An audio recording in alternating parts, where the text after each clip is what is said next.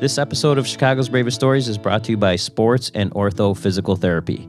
Dahlia Fahmy, owner of Sports and Ortho Therapy, is here today, and we kind of wanted to talk to her about her rehab for city employees, especially with their aggressive rehab program that allows injured members, even with catastrophic injuries, to return to duty within a 5-month period.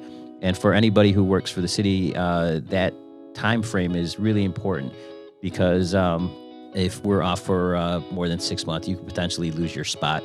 You lose your place in your firehouse, you lose your spot, and most of us want to get back to work as soon as possible. What do you guys do over there? What's so aggressive about your training over there, Dahlia? Well, we have a saying that our therapy is not like your grandma's clinic. So we definitely, from day one, we know what it takes to get the members back to work. We've got the equipment to get them back to work.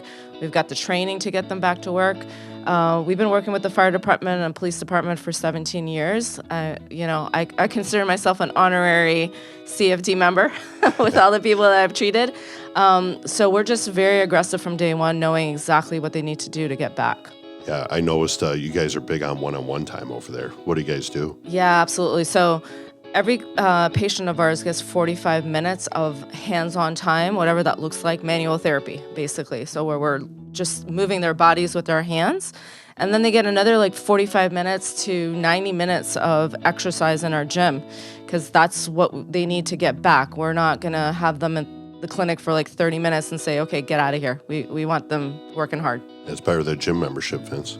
Yeah, I know for a fact that you go to any one of these franchise or commercial rehab centers, you're not going to get one-on-one therapy, and you'd be lucky to get 45 minutes with the actual therapist that you're working with. Yeah, absolutely. I think that sets us apart. So another thing that I thought was super interesting is you guys really focus on kinetic chain biomechanics over there. Yeah, so that basically means we look at a person from head to toe. We recognize that the body doesn't work in isolation, so you can't come in for a shoulder problem and the therapist only looks at your shoulder. You've got to look at the whole body as a kinetic chain. So that's what we do at our clinic. We're fellowship trained in kinetic chain biomechanics. We're the only clinic in Chicago that's soon to have 9 fellows, which is a pretty big deal. Wow. Yeah, so we spend a lot of money training our therapists to be the best. So Sports and Ortho Physical Therapy, Dahlia's been taking care of our guys for 17 years. You can check them out at sportsandortho.net. Thanks, Dahlia. Thank you, guys.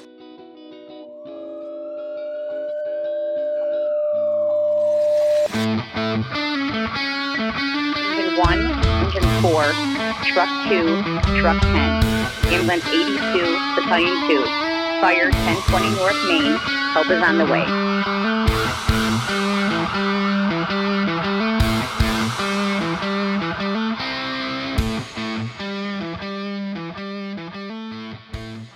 Welcome to Chicago's Bravest Stories. On the phone with us are 2 paramedics from FDNY, Julie and Pete. How are you guys? Good. How are you? Oh, we're good. We're good. You and I kind of got started chatting the other day, and we were kind of exchanging paramedic stuff. And you guys kind of reached out because you guys have a podcast too called Rush the Bus, right? Yes. And both of you are partners? Yeah, we're partners. We've been together for 2 years and some change, right? Yeah, a little over 2 years, I think. Yeah. It only seems like 10. Yeah. Well, all kinds of runs together. And how long? Let's start with Julie. Julie, how long you've been a paramedic? I've been a paramedic for 12 years, and I've been an EMT for 16 years. Oh man! And what about you, Pete? So I've been an EMT for 20 years, and then I became a medic in 2008. So it's 9 years now. Okay. No, that's 12 years. Okay. I was I'm not good. I know. What are you going to do? You're supposed to take your real time and add one. Is that the formula, Corey? Oh, the 22-year vet. You know how it goes, right? Like a true married couple, you two. Yeah, No. Where about in New York do you guys work? We work in Brooklyn. In Bed-Stuy is the station we come out of. And yeah, pretty much North Brooklyn. Yep. So we cover Williamsburg, Bushwick, formerly known as East Williamsburg. It's the more fancy name for it. Bedford-Stuyvesant. So at night, we could pretty much go anywhere within that area because they shut down a bunch of medic units. Yeah. So we pretty much, you can go anywhere in the city. Yeah, so. Like we get down to Crown Heights and East New York. I mean, there's a lot of places that we can go. So you guys have a pretty big response area that you guys can go anywhere? Yes. Yep. Yeah, I mean, the way it is like, when you get your first due calls, I guess, in your area, but sometimes there's a medic unit further south that is on a job already, and cardiac or whatever comes in their area, so we'll be pulled back down that way. And actually, like during COVID, we were getting pulled everywhere. I mean, we'd be in our area in Brooklyn and get a job like near JFK Airport, which is like on a normal day, it's like a 40-minute drive, So we were just, I mean, there was no traffic during COVID, so it was a little easier. But we were everywhere. Like you could get a job in Manhattan. Like there's 5 boroughs, and usually you stay in your borough at least. But it was like people were getting pulled all over the city just to kind of backfill. Yeah. How many ambulances does New York have? Let me look that up. Yeah, it's a couple hundred. But pretty much out by you guys, boroughs are really their own city, right? Or yes, pretty much. Yeah. I mean, most people when they think of like New York City, kind of think of Manhattan, like the high rises and business center, everything. But the outer boroughs, which are like Brooklyn, the Bronx, Queens, and Staten Island, which Staten Island is sort of like New Jersey. We work in Brooklyn. I live in Queens. And they have their own situation going on. And actually, like, the boroughs kind of have ambulances on par with like what some other small, big cities sort of have. Like, I think our station runs 10 ambulances alone. No, we run more. We had 10. We're up to 12. Okay. Yeah, because they added 2 more units. Because we used to do 8-hour shifts, and then we were a pilot station for 12 hours. And then after COVID, they put everybody on 12-hour shifts, and then they added 2 extra units to our station. So now we actually have more units than we used to have. So I mean, 12 ambulances running out of one neighborhood, like essentially. That's like our one station.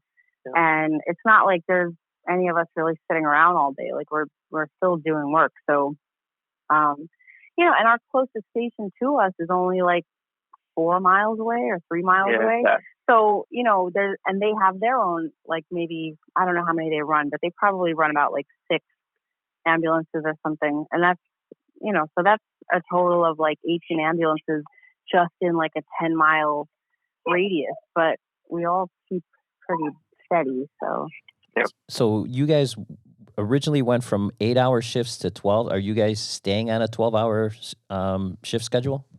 If God loves us. I hope so. I know. I don't want to go back to 8, bro. Me neither. My fingers are crossed. Yeah. So with working 12s, so now what's your off schedule?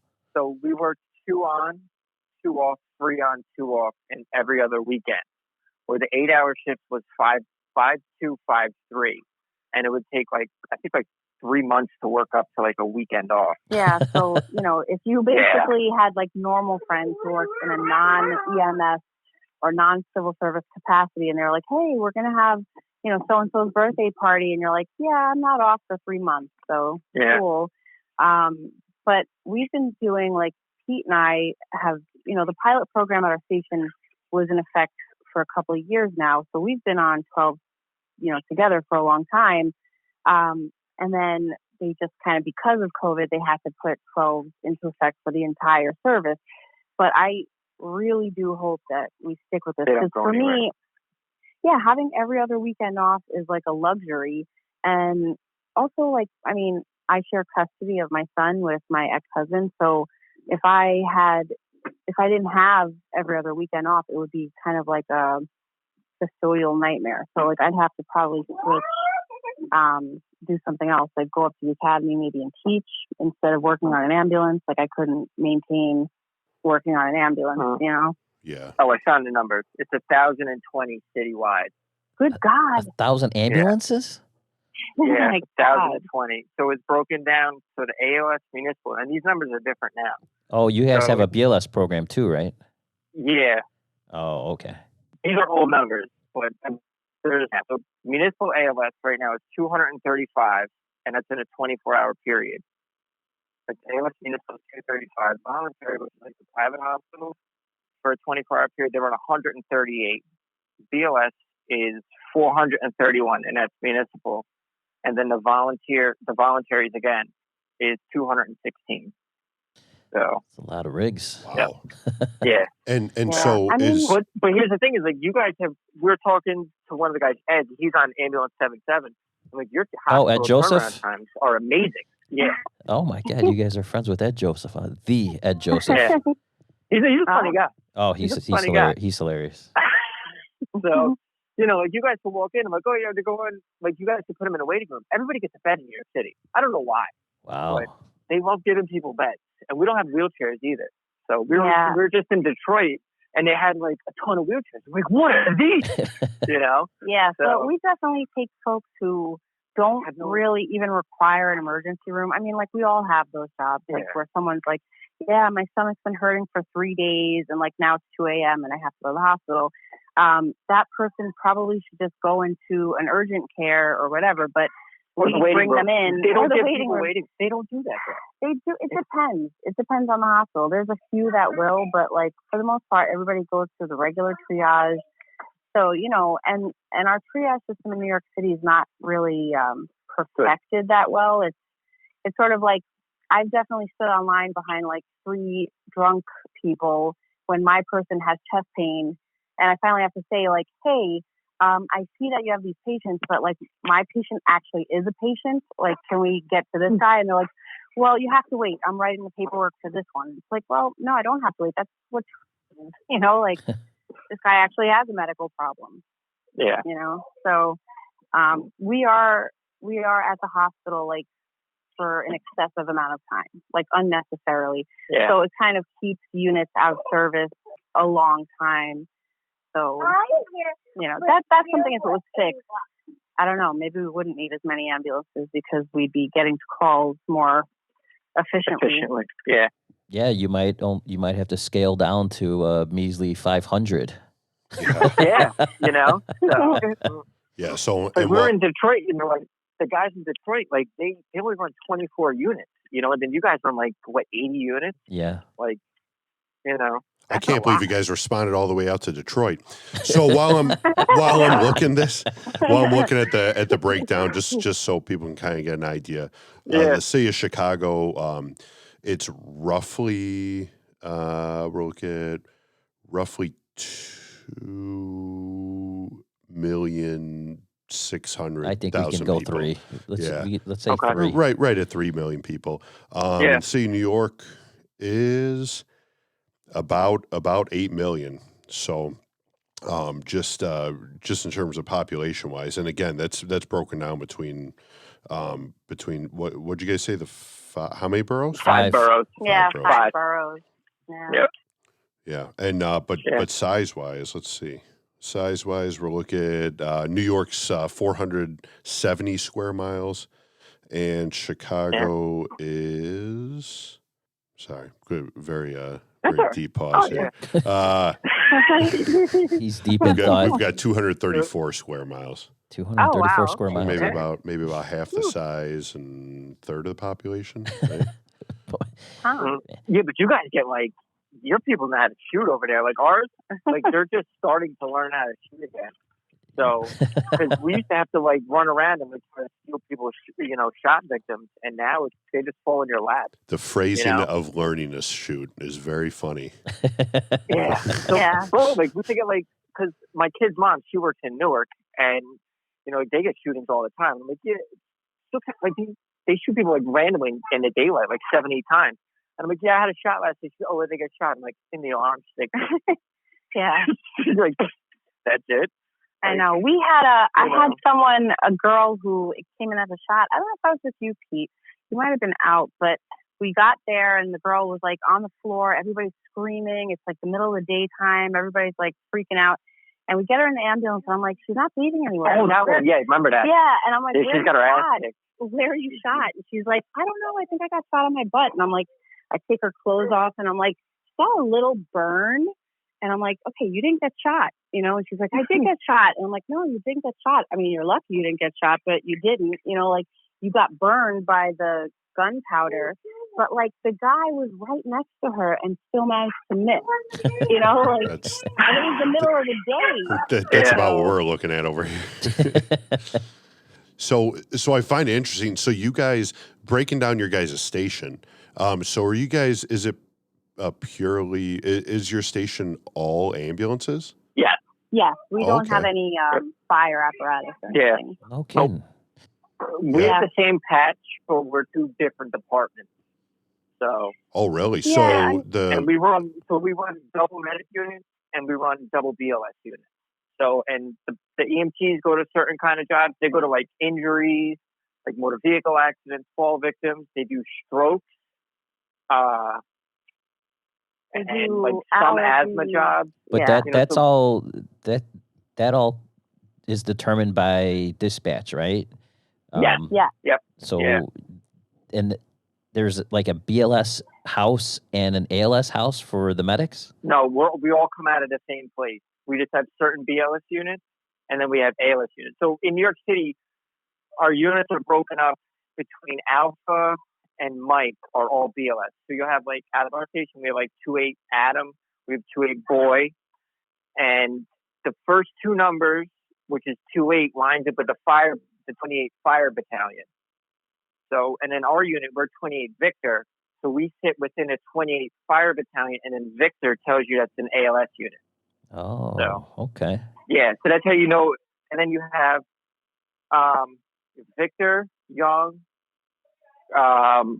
then R, which is rescue, if they're paramedics, and then you have Zebra, which is a HazTech unit, which is a whole nother confusing thing. So, but that's how you tell which units are which. Interesting. Yeah. So, but I was surprised when I went to Chicago. I went there last year, and I went to I was looking for an EMS station, and I was like, oh, this is a firehouse, and I was kind of surprised when I went in. I was like, well, here's fire engine, and on the internet it says this is an ambulance station. So when I got there, they were like, oh no, an ambulance does run out of here, but they're not here right now. It was ambulance 6, and it was like the Wrigley Field station, and I was like surprised that EMS, shares and fire was so and that actually ALS engines exist, because that's nothing like New York. New York we have has, ALS trucks, we have ALS engines. When we talked earlier, you guys were completely taken back by the fact that we quarter in the same firehouse. And you guys like each other too. I know. That's the shit that blows my mind. I mean, and that has a lot to say about the fact that we do live in the same firehouse. I think your division there has to do with because you guys aren't together. So, you're already separated, and, I can see how that could be a problem. Well, and kind of going back to that division, do you guys, what calls do you guys see suppression units on? Okay, so come on priorities 1 through 3, right? Like, they come on a lot of our ALS jobs. Honestly, they come on shift breathers and cardiac arrest. They would come on. So for us, they would come on cardiac or respiratory arrest, choking, anaphylaxis, drowning, jumper down, multiple seizures, an unconscious fever rash, a burn major, somebody got electrocuted, and that's it. Traumatic calls maybe too, or right? Traumas and stuff like that. Like a trauma, like an MVA or whatever, they'll come on.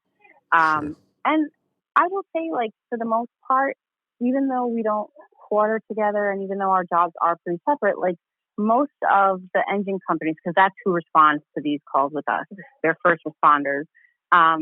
Most of them in our area know us and we know them, at least by face or whatever. And like, we have a pretty good rapport with them. And there's some of them who will especially if a patient, even if it's unconscious and it's just like a drunk guy sleeping, if the guy seems a little violent or whatever, the firefighters will kind of stick around, hey, you guys want us to hang out? They're usually pretty good. There's a few that don't want to do this. You can tell they don't want to be first responders and they find it really annoying that they have to bother with this. And for those guys, sometimes they don't even come in. They don't even get out of the truck. Yeah. So there's certain times they won't even come out in the middle of the night. So, Yeah.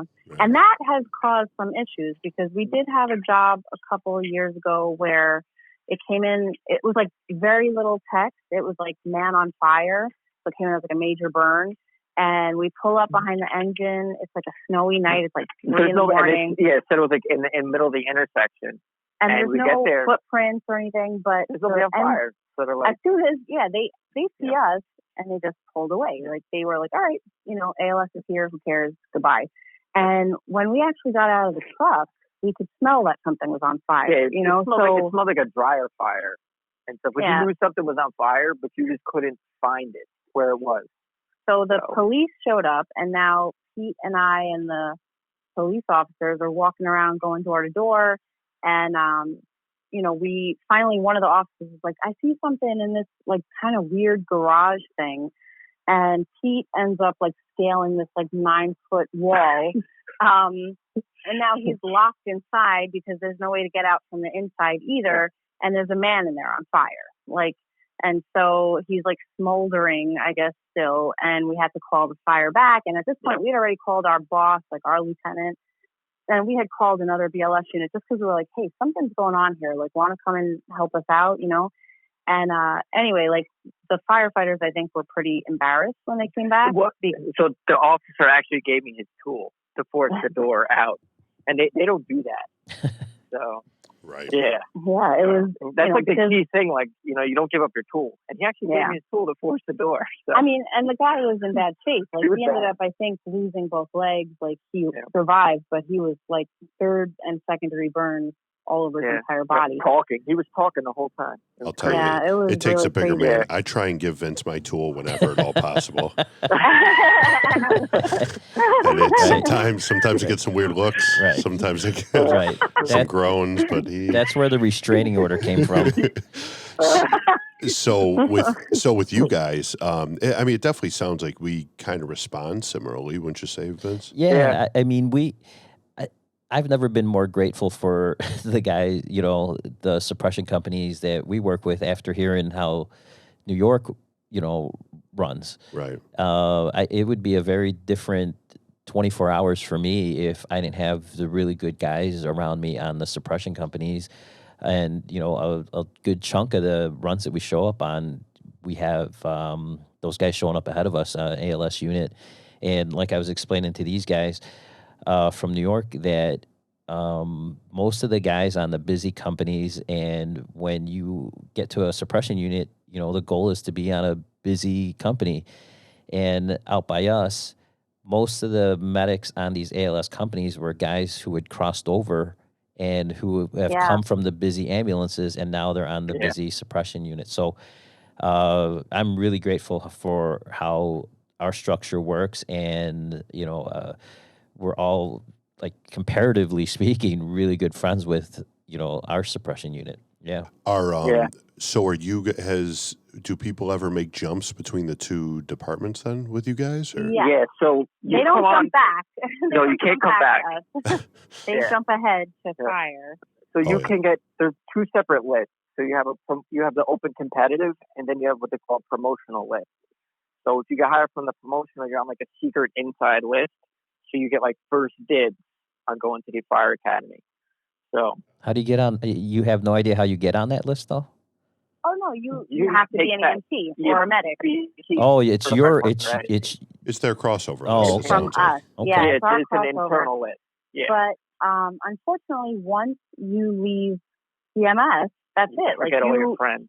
Well, no, but I mean, like, you're not, you basically might be a first responder when you get over there for a limited time or whatever, but you're not utilizing those skills. Like, if you were a medic, that goes away. So you might want to be a medic, you know, per diem somewhere at like a private hospital, or if you live out in the suburbs, like maybe you do it out there. So they could essentially be a medic working per diem for a hospital for the rest of their career and getting paid a medic salary on the side, but it has nothing to do with us. Our job, like the fire department, doesn't benefit in any way from that. So I don't really know why they allow them to keep doing that. But and plus, there's more medics and EMTs on the fire side than on the EMS side. Yeah. You know, and which is amazing considering you guys have 1,000 ambulances. And I guess that's why I was kind of wondering, like, going back to the suppression side's EMS involvement, like, do you guys ever run out of ambulances for calls? Like, does suppression show up ever prior to EMS? Yeah, a lot of times, like, they'll beat us there. So it okay, might be, good. like, by a couple minutes, you know, maybe like, you know, a few minutes, and they'll be there first. So if we get there first, before them, we hit the 84, which 84s are on scene, and then they'll clear automatically, unless it's like a cardiac arrest or something. Oh, really? But for the most part, as soon as we hit on scene, they go back to doing whatever they do. Man, I'm gonna have to start pulling that shot, Vince. I know. Well, looks like they got it here. Yeah. You can tell, like, you can see who was an EMT or a medic with us. Like, not everybody, like, really takes that to heart, but there are definitely some folks that when we get on the job, like, for instance, like Shane, this guy Shane, who used to work at our station, he's a firefighter at a station that's, like, close by us. So we do a lot of calls together. And if we get on the job, you know, they'll have given oxygen, and he'll usually say, like, he'll give you, like, the little rundown, like, as if we're ALS coming to a BLS job. Like, he'll say, yeah, she said she's been coughing for 5 days. Her lung sounds seem clear. Like, he'll kind of give you a little bit of a rundown because he was an EMT and, like, he's still kind of in that capacity as a first responder. But there's definitely guys who were medics, and, like, we get on the scene and they act like they've never done patient care. I mean, I don't even want to, like, there was an awful call that happened maybe it was like a year ago, and the guy fell down a flight of stairs and came in as an unconscious. I wasn't with Pete, and I couldn't get in there because it was, like, such a tight spot, and CFR was in there, the firefighters, and I kind of was like, hey, what's going on? They were like, oh, he's okay. The family was doing CPR on him, and but he had a pulse, so we said stop. I was like, okay. And I'm like, so what's going on? Is he unconscious? They're like, yeah, he's unconscious. They're putting him on, like, a board. They're trying to get him out. When they got him out and they put him on my stretcher, I was like, oh, this guy's 100% dead. And, like, so my partner and I, we got him to the bus, and I was like, start CPR. I was like, this guy is not alive. And so we start, like, working him up, and we took him to the hospital. Like, we were already in the bus, so I didn't, like, call for anybody else. And it was just the two of us. So he did CPR, and I drove, like, the 5 blocks to the hospital. But the guy probably fell down the stairs and broke his neck. So he probably was in arrest the whole time. And his wife was doing CPR on him because she felt like he wasn't breathing. And I guess when she called dispatch, they told her to start CPR. When the firefighters got there, they felt a pulse, which is probably just a mechanical pulse from her doing CPR. And they told her to stop. They said, don't do it. Like, he's not dead, medics will be here soon. But he was dead. And for, like, 10 minutes, while they were messing around with him on the scene, this guy had no compressions being done. So it was, and one of the guys was a medic. Like, I recognized him from being a medic, and I thought about going and saying something to them after, but, like, the way things are with us, it's like, I could go and say something, and then there'll be 10 reports written by the guys in that firehouse that I didn't do my job, or the medic on scene told them not to do CPR or whatever. Right. And I was like, I'm just not going to, I'm not going to, like, why divide deeper? So, exactly. Yeah. But it was a little unfortunate. I mean, the guy probably wouldn't have survived anyway. He broke his neck. He was, like, in bad shape. But I just was sort of surprised that we had CFR and a guy who was a medic on the scene, and not one of them looked at this guy and was like, this guy's obviously dead. Like, let's do CPR. Yeah. So, I don't know. It was a little surprising. Well, I mean, outside of that, what is your rank structure for EMS in New York? So we have EMTs, and then we have paramedics, and then we have lieutenants, which we call them conditions officers, and then we have a captain who's the head of our station, and then from that we have like deputy chiefs, assistant chiefs, division chiefs, and stuff like that. So it's like birds.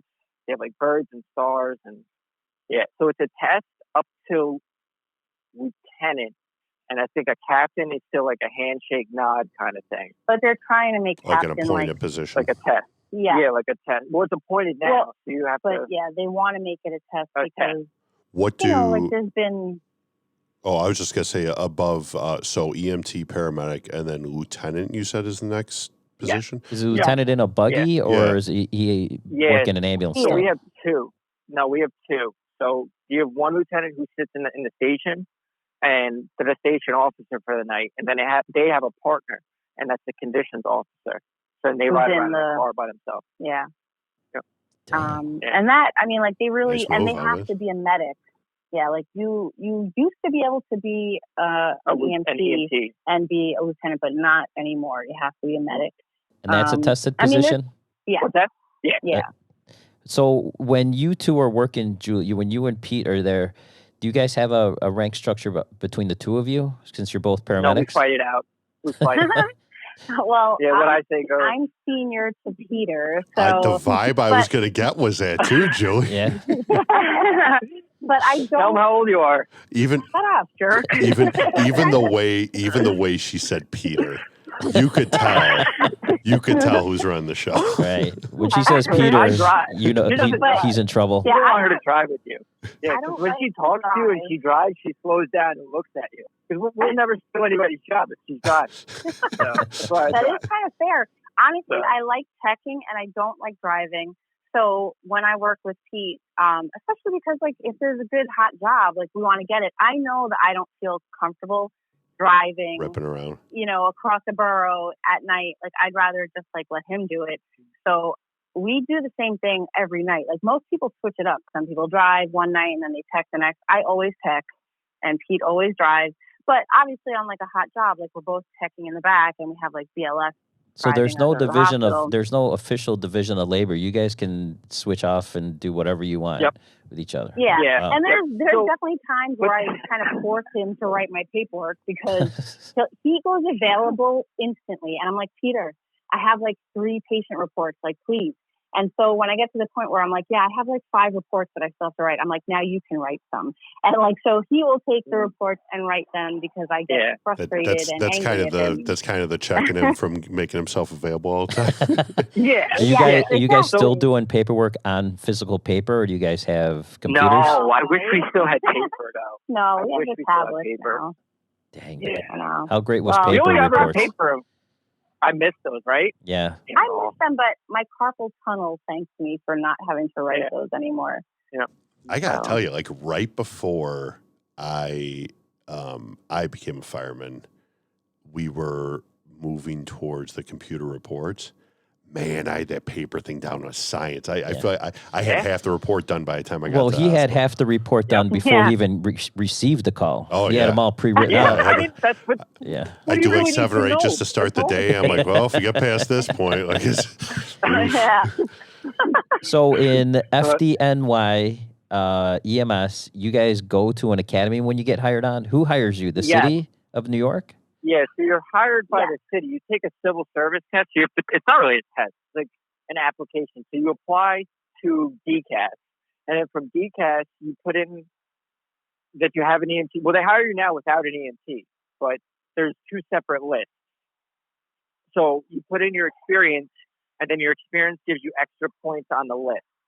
And if you get hired, if you get picked off that list, then you go and do a physical agility, which is like stairs, some lifting, and then like this arm bike thing that's horrible. Yeah. And then Like you have to medical- pedal a bike with your arms. Yeah, Yeah. we had Horrible. that back in the day too. Oh my God, Yeah, that they, thing hurts. they Do changed they it to still, the I don't even PPAT. know if they still do that. Ah. Okay. All right. Yeah, and then you do like a background check, and they go all the way back, and then from there, then you go to an academy, and our academy is in Queens at Fort Totten, which is it was part of the Nike Missile Base Command for the New York area. So they would have like the Nike missiles during the Cold War and stuff. So that was one of the bases there. And they used to test torpedoes there too. Yeah. And Pete always knows so many fun facts. So you're there for like 3 months, and you do a whole EMT program, and then you do some driving, and then you go out and you do a couple ride-alongs and stuff on different units.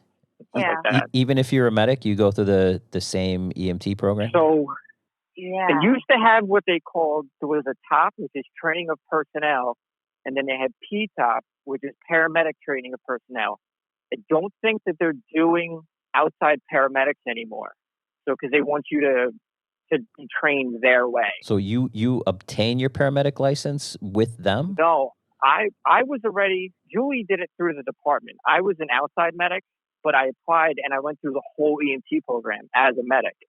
And then I had to wait. I went out to Station 19 in the Bronx, and I got what they call a MUP, which is Member Upgrade Paramedic. So I went back to the academy for like a month, and they trained me to their standards of, how they do stuff, the protocols, and we had to do a state test and our REMAX, which is the regional protocols just for the city of New York.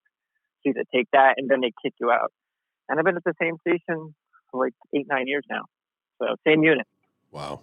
So yeah. It's funny how like crazy, just the little subtleties of kind of change the whole game. Just something as simple as not having to be a paramedic when you get hired is like, I mean, that's a totally different experience for your first couple of years coming in. Yeah. But you appreciate being a paramedic. You know what I mean? Sure. If you come in as a medic, you don't understand what the BLS goes through on a day-to-day basis. And like right. There's certain nuances of being an EMT in that system that I wholeheartedly enjoy. I like being an EMT. They get all the blood and shit. Yeah. So, I like it, and I appreciate being a medic even more. So then, and I know people who went through as cops, and they don't appreciate it as much, Sure. So, yeah. Oh, I don't know. No, so you guys, your videos that you guys put out on your social media, and when we were talking, you guys kind of mentioned that you started with your social media following with your videos, and you kind of moved into your podcast. Your videos are super informative, but who decide, like, where do you guys come up with that? And is that stuff that you guys learned, like on the job? Did you learn that, in some auxiliary class, or where do you guys come up with this stuff? Some of the stuff we have friends that give us ideas, and then other stuff like we do research, and then we're always trying to get ideas from people. But it's like, yo, give me a trick, and they're like, oh, I don't know, bro, like I don't have anything. Well, I think it's really also hard. It's a lot of just experience. Like I feel like before I worked with Pete, I had been a medic for a couple of years, and then I went out on childcare leave, and then I came back. And Pete was like my first partner. And I ripped an IV out the first night, bro. I know. I was like, yo, what am I going to do with this chick? I felt like a brand new medic. I was so, it was so pathetic. And when I came to the return to duty, they put me in with a hard IV, too. A BLS, I know.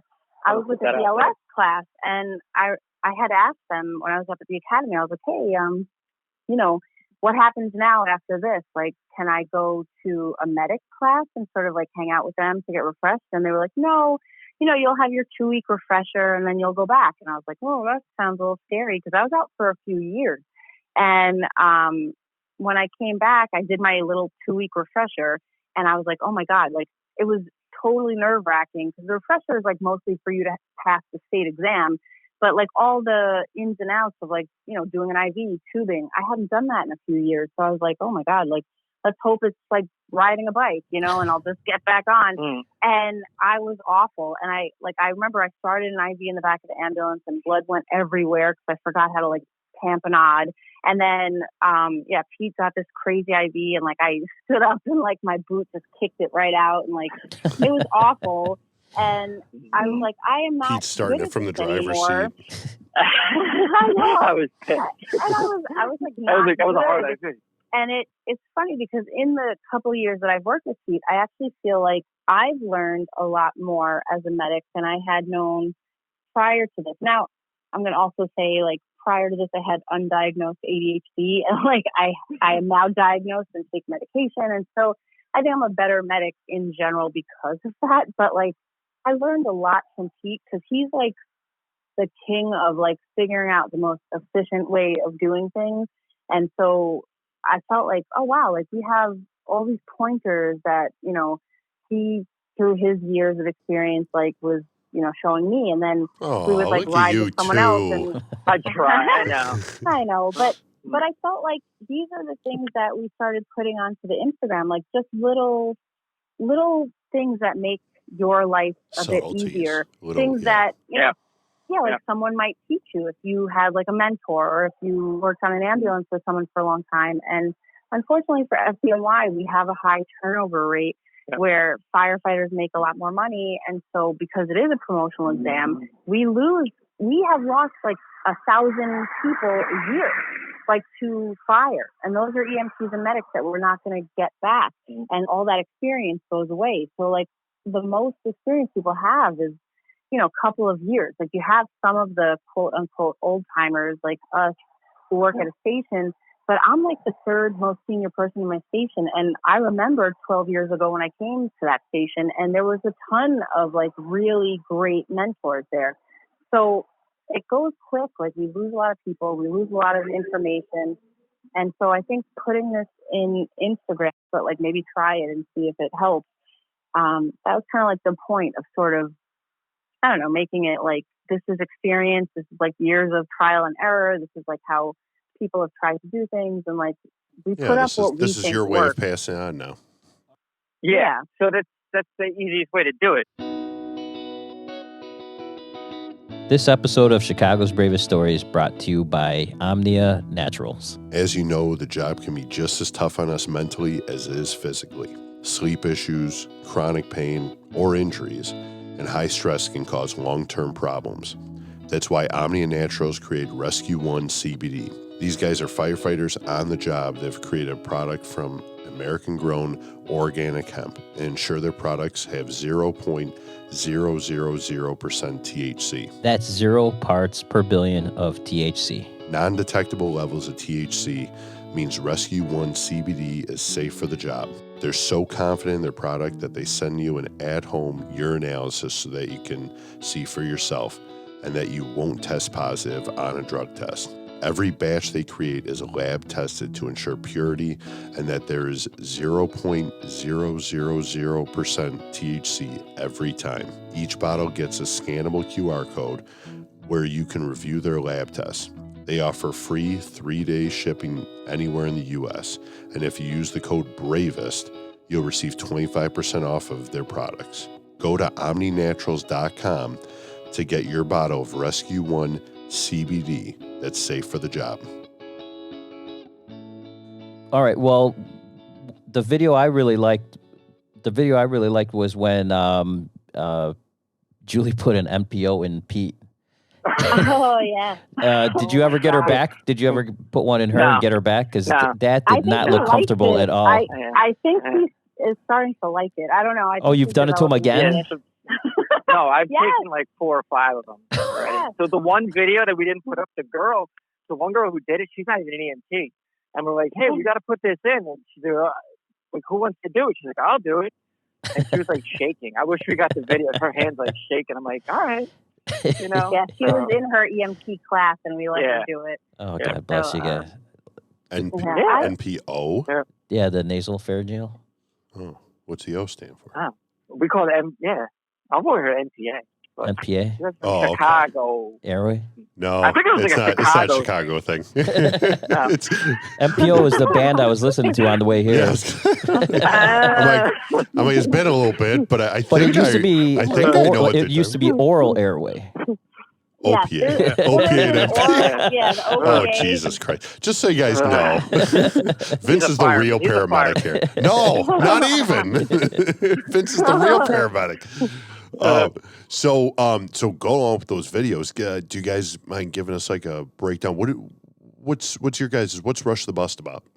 Rush the bus. So basically, we're just trying to get like how we're talking now. Like we want to hear about, like how you guys do it in Chicago. Like what's it like to work in Chicago? What's your days like? Some crazy jobs that you did.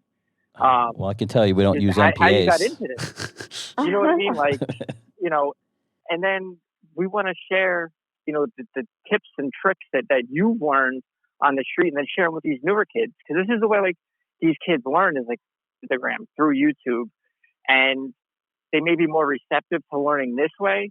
Because if we've also heard from a lot of senior people that these new kids don't want to hear anything and they can't be taught anything. Right. So we're trying to figure out how boomer, to share the knowledge. I know. I feel like that's like a, I don't know that people don't want to learn. I mean, there's definitely people who, when you tell them something, they say, "Oh no, I know," and I get annoyed. That's like, I'm like, oh my God, no, you don't know. But I always talk about like with like working with the newer guys or girls, and it's funny because. Again, I always say that the one thing our podcast is we don't talk about, what's leadership, but like the one thing I will say about it is that like when you get to that level of like, like we're all talking about, like you're a little bit more senior, you're able to kind of give on to the newer people. It does. A leader is not like, this is how I do it. I'm really good at it. You do it this way. It's like to be a good leader, like you got to get the best out of your guys, and the best out of your guys isn't like, this is how I do it. If you don't do it, you're out. Like you're not. But there's a lot of those guys out there, right? Right. There are, and that's the thing is like, listen, like we want you to look at our video, and if you figure out something better or easier to do, come tell us. Yeah, let's talk about it. You know what I'm saying? We definitely. We're open to anything. Like, if you have an idea, the dumbest little thing. Like, we're in Detroit, and the guys are like, stuff their hands in the back of their pants, and they can't come out. I'm like, that is dope. I know. I'm like, that is, why did I think of it? Stuff their hands in the back of their pants. Well, like unconscious. And like if you have so they don't flop. So the arms don't flop around, so you can convey them easier. I'll give that a try. Not a bad move. I'm gonna do that to Corey right now. Yeah. No, back of the pants. Back of the pants. Your pants. Oh.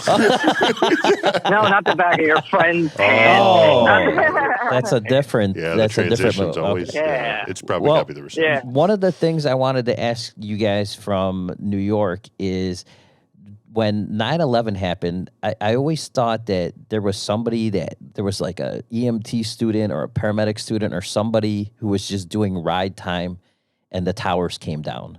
Have you guys we've all heard the firefighter stories. We're all very familiar with them. But are there any like really like genuine, interesting stories from 9/11 on the EMS side? Our captain has an amazing story. We got her to tell us once. I don't know if she would tell it again, but basically, so what we heard is that when it happened, everybody, if you were on a job, they canceled your job. So like, it doesn't matter what you're on, you drop your patient and you go to the towers. That's generally what happened. And everybody, if you were in the city, you went. My unit, when I was in the Bronx, 9 Eddie, they left their patient and they were driving down to the World Trade Center from the Bronx, and some cop apparently tried to carjack them and take their ambulance at gunpoint on the West Side Highway. And they said, "Hey, well, why don't you just jump in with us?" So there's... Well, he was trying to make his way to the towers, and he was going to take that ambulance? Pretty much. Okay. And they said, "All right, well, why don't you just jump in?" So they took him down there, and they ran out of gas as they pulled up to the towers. Get the fuck out of here. Jesus and then their truck got smashed. That's why you can get a disciplinary action if you don't have your unit filled up. Because of 9/11, there were people, I think, who ran out of fuel. Like the only time I got like a command discipline ever when I was BLS is because I didn't refuel my ambulance. And it was one of those things where I had tried to, and like I was waiting at the pump, I was waiting at this hospital for a long time, and my unit was out of service. Like the next unit had to run. So we ended up going back to the station. And then that unit was like, "Oh, we don't have fuel." So I got like a CD is what it's called, like a charge. But at the end of every, you guys are saying at the end of every single tour you have to fill up? Yeah. Yeah, Okay. you're supposed to. You're supposed But to. Sure, the way sure. it was explained at the time, my captain was like, because of like 9/11, I guess there were ambulances that kind of made their way down there, Running but on didn't fuel up fumes. before. Yeah. Yeah, and you know, with good intentions, obviously they went down there to help, but like then you can't transport anybody, and you can't get your ambulance out of that area because you don't have fuel. You know, so it was like not really well thought out. But obviously that was an awful time. And Who in the fuck is this cop? You guys have cops in New York that just take car. What is it, like an Eddie Murphy movie? I didn't know that cops actually did that. Like, they're like, pull over, give me your car. Like, It was, you actually got to say, I need to commandeer your vehicle. Yeah. I know. I'm like, what a weird that cop, time though. was crazy, bro. Like, they did, that was like John Wayne shit. So, like, the stories, you know, that she, like, if we told you the story, it would do no justice compared to the way that she told it.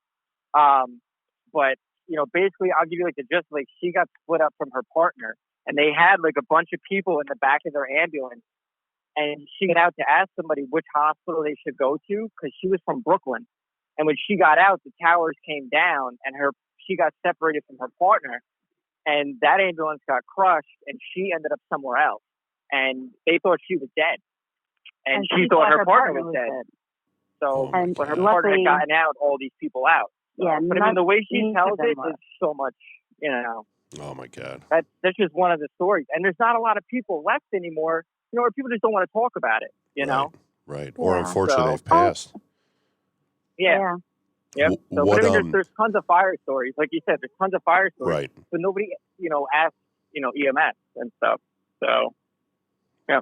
Yeah, it's wild. So, but I was working during 9/11. I was actually working in New Jersey, and I watched my friend's mom called me. She said, they hit the plane in the towers. And where I was working, they said, everybody come back.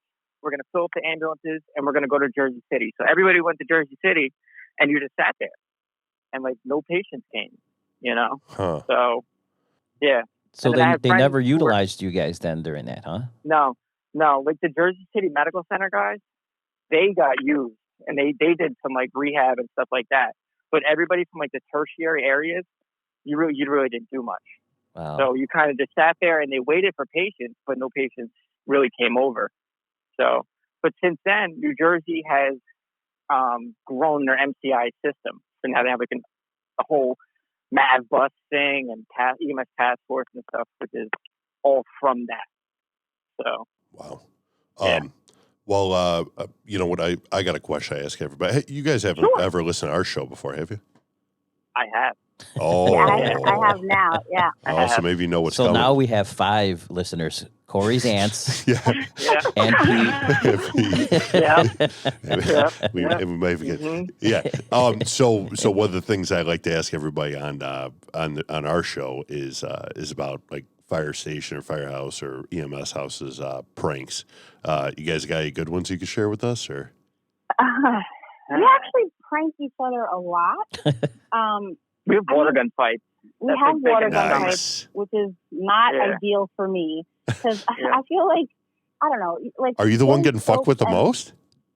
I think because there's some days where they know I'm not in the mood, and like Pete has told the BLS guys, like, yeah, Julie's like kind of cranky. So well, you showed weakness, Julie.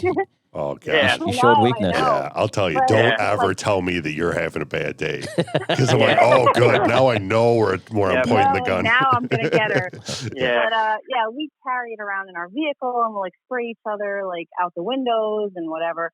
But, like, we do a lot of stuff to each other. Like, we recently locked our lieutenant in his office because he was ignoring us. He was, like, probably on an important phone call, but he wasn't paying attention to us. So we, like, we put 9-foot straps. Yeah, we put 9-foot straps on his thing, and so that we couldn't actually open the door.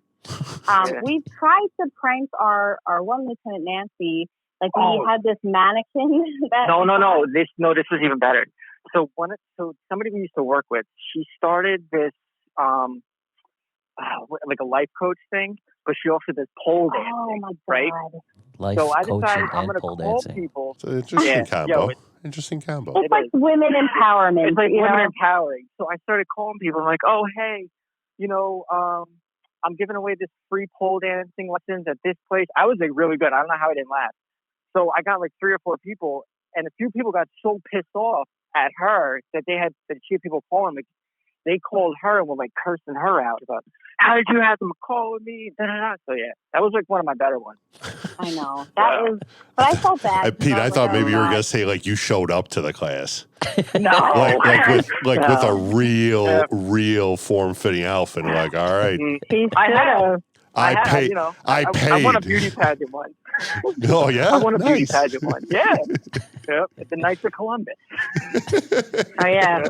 Yeah, they didn't invite me back. So I was drinking pitchers of beer and dancing on tables. I'll tell you, when the Knights of Columbus don't invite you back, that's. Do you guys cook in? Do you guys cook in your station? Do you guys cook as a crew? We tried to. We used to do Sunday. Yeah. We work on Sundays than we do any other night of the weekend, which for whatever reason. Yeah, so. I mean, we like to cook. It's just unfortunately we don't always have the time to be busy. So yeah, there was a while where we were trying to do it, and actually, like there was one weekend where we had like a slap on the wrist because we had like an incident. We may or may not have not checked our narcotics for like 4 days. And so, but you know, we realized we were missing. Yeah, no, we didn't. We straight didn't. There was a missing morphine, and it eventually turned up. It was like a crew prior to us had forgotten to like put it back in the bag, but we forgot to check, and then the next crew forgot to check, and then we forgot to check again. Anyway, long story short, we got restricted, and like we got restricted for an entire weekend. So we still came to work, but like we came to work and we just like had a feast. You know what I mean? Like every day, Pete and I like, you know, made this ridiculous 10-course meal, and like, you know, we made pies and all this stuff. Yeah. But that's not the usual. Yeah. I mean, we have a kitchen, and people do, you know, bring in stuff sometimes, and like people bake on their own time and bring it in. But it's just a little hard to cook because we don't really have the time. Where do you guys this is completely off topic. Where do you guys carry your narcotics? In your truck? We do. The people who work downtown will keep it in their bag because they have to go up, you know, to the high rises and stuff. But for most of us, we keep it in a lockbox in the ambulance. Okay, all right. Because we carry ours on our person. Yeah. Oh, really? We have like a little fanny pack. Yeah, we have like fanny pack. Really? That we each carry a set of narcotics on our person. Well, we just talked about that in the last podcast we recorded. When we do for the guys who are on the bike team, we carry our narcotics on us, and it's only like on our person only because we'll forget it in the bag when we leave for the day. We'll leave it in the So if it's on our person, we're more than likely to remember it because we keep it in this pouch. Yeah. I'll tell you, I would love to carry around a fanny pack with narcotics in it. Just day to day. Just kind of. Yeah. I'll send you a picture of it. It's not, you know, like when I first started carrying, I was like, this is dumb. Oh, it's a department issue fanny pack? Yeah. That's a regulation that you have to wear a fanny pack? Oh, yeah. Yes. Yep. Yeah. Does it have your patch on there? Is it an official FDNT? It does. It says like, I love, and it also says like, if found, please, you know, call. I'm like, if anyone found this, sure they will. You guys need to get me one of those fanny packs. I'll trade you for whatever you want, but you have to get me one of those fanny packs. I know we might with be able the narcotics. Yeah, I don't know if it'll come fully loaded. Yeah, you probably can't do that. Mm-hmm. Wow. Yeah. See, and you know what? If you got that to be implemented here, Vince, you'd be back in style, pal. You all of a sudden, look at me. I'm the cool guy. Honestly, I'll tell you, like when you need it, it's so much nicer. Like I've worked in systems where you had to go back to the truck to get it from the vault, and it's always like right there. So yeah, I just unzip it and start, getting it out. Well, like you guys were saying with the honestly, by the time you go out and come back, the person's seizure is probably done anyway. You know, like I mean, if you wait long enough, it'll stop. One way or another. That's fair. That's fair. It will always stop. Yeah, it always eventually will stop. You know. Well, give for people who are listening to our podcast, give people where they can find your podcast and give them the link to or the name of your social media stuff so that people who are listening here, if they want to check out what the guys from New York are doing, give them that information. Sure. You can find us on iTunes and SoundCloud at Rush the Bus. Rush the Bus. Yeah. Yeah. That's an all the actual cops yell code. that. That's an actual code out there. Yes. Yeah. Actually, it's funny because for a shooting, you'll hear them. Like, if you're listening to PD radio, they'll say, all right, we got one likely, which means, like, they're likely to die.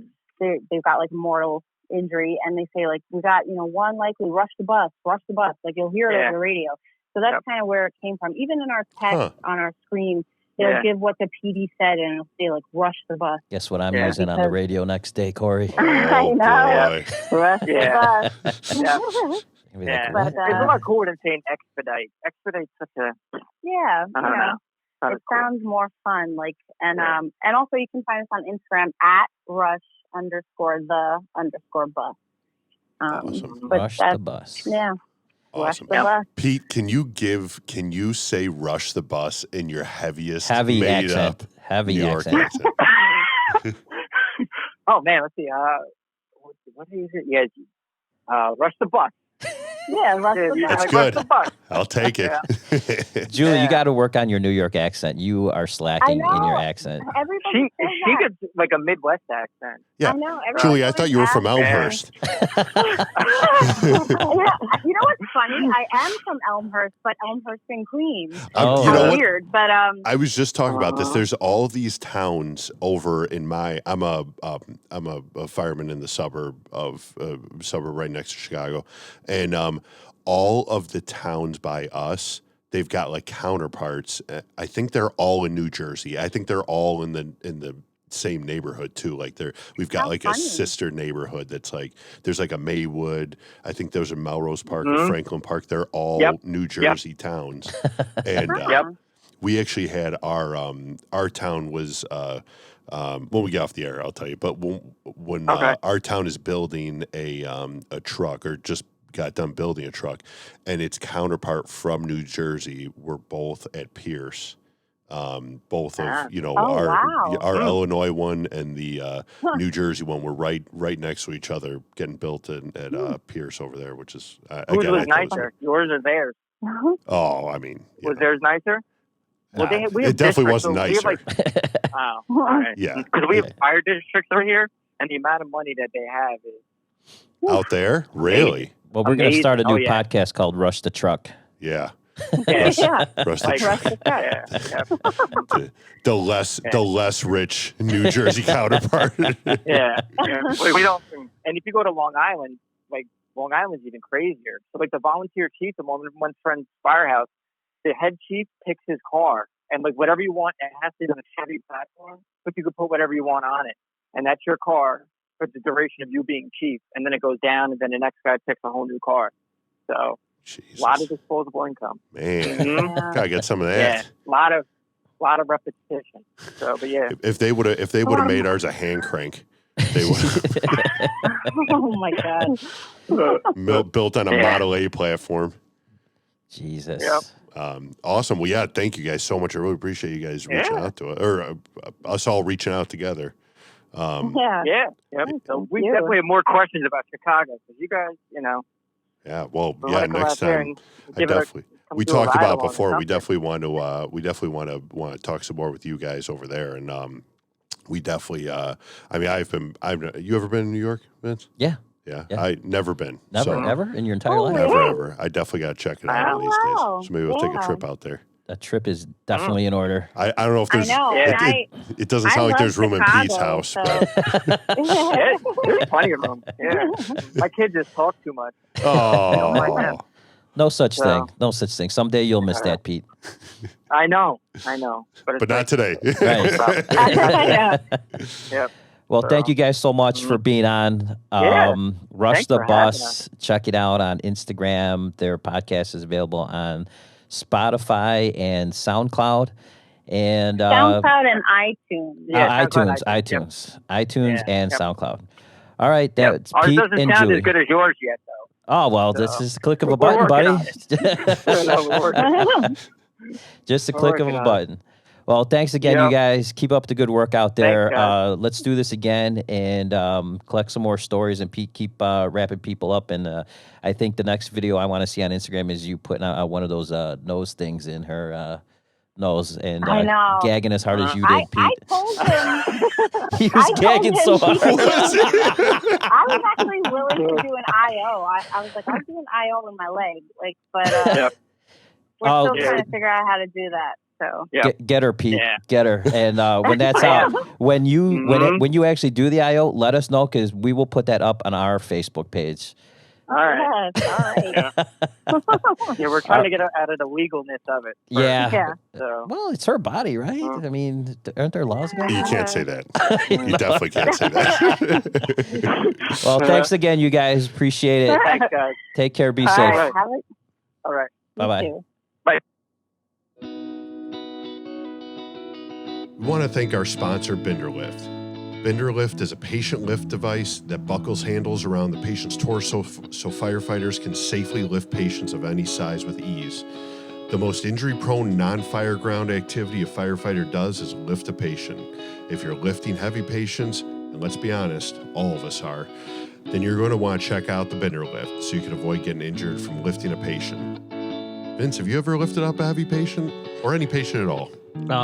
I've blown my back out so many times lifting heavy patients. I can't count the number of times. So something like Binderlift is a pretty awesome product, especially if it's going to save me from having to lay up from the job or go to medical or just work the rest of my day in pain. Absolutely, and they'll let anyone try it out for free. Doesn't matter what your role is within the department. Just sign up for a free field trial on their website, and they'll send you a set of Binderlifts to try out for a month or so, absolutely free. We use them in our department, and I recommend you give them a try. Just Google Binderlift to watch some videos and sign up for a free trial. Binderlift, the new slogan should be Binderlift, save your back. Save your back. The opinions and views are that of Chicago's Bravest Stories podcast and their guests. They do not necessarily reflect the views of any municipal governments, fire protection districts, fire departments, EMS, or law enforcement organizations.